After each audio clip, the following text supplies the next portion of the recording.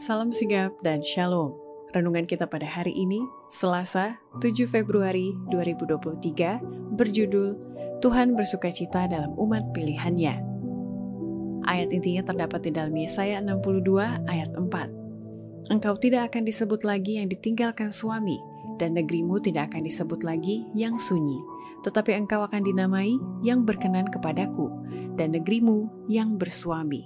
Sebab Tuhan telah berkenan kepadamu, dan negerimu akan bersuami. Pena Inspirasi menuliskan yang dimaksud dengan judul renungan kita pagi ini, Tuhan bersukacita dalam umat pilihannya, adalah sebuah panggilan kehidupan yang praktis, agar kita bisa senantiasa memiliki sukacita surgawi sebagai faktor yang menunjang kebahagiaan sejati dan sarana untuk memulihkan hubungan kita secara vertikal kepada Tuhan dan horizontal dengan sesama, sebagai berikut. Pertama, ciri-ciri Tuhan bersukacita dalam umat pilihannya, bila mana umatnya sungguh-sungguh mengusahakan kepentingan dan kebahagiaan orang lain dan tidak ada yang bertekun, mencari, dan mengutamakan diri sendiri. Segala sesuatu di surga itu mulia dan luhur. Semua orang mengusahakan kepentingan dan kebahagiaan orang lain. Tidak ada yang bertekun, mencari, dan mengutamakan diri sendiri. Adalah menjadi kegembiraan utama dari semua makhluk-makhluk suci untuk menyaksikan kegembiraan dan kebahagiaan orang lain di sekitar mereka. Kedua, ciri-ciri Tuhan bersukacita dalam umat pilihannya, bila mana umatnya bersedia menjadi pekerja-pekerja bersama dengan Allah, dengan tetap bertahan berdiri di hadapan Allah. Ketika umat tebusan berdiri di hadapan Allah, jiwa-jiwa yang indah itu akan menyambut nama-nama mereka yang ada di sana atas usaha-usaha yang tekun dan sabar yang dilakukan demi mereka.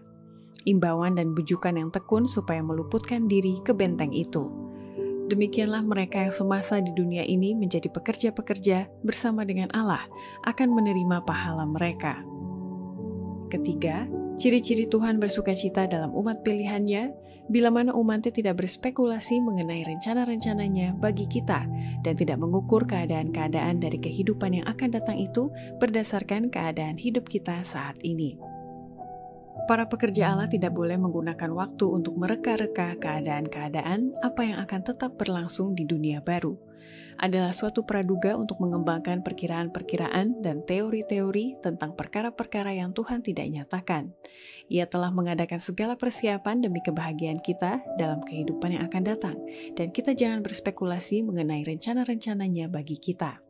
Dan juga kita tidak boleh mengukur keadaan-keadaan dari kehidupan yang akan datang itu berdasarkan keadaan hidup saat ini. Keempat, ciri-ciri Tuhan bersukacita dalam umat pilihannya, bila mana umatnya memiliki motivasi dan kesungguh-sungguhan dalam memberikan pelayanan dengan segenap hati kepada Khalik dan penebus mereka.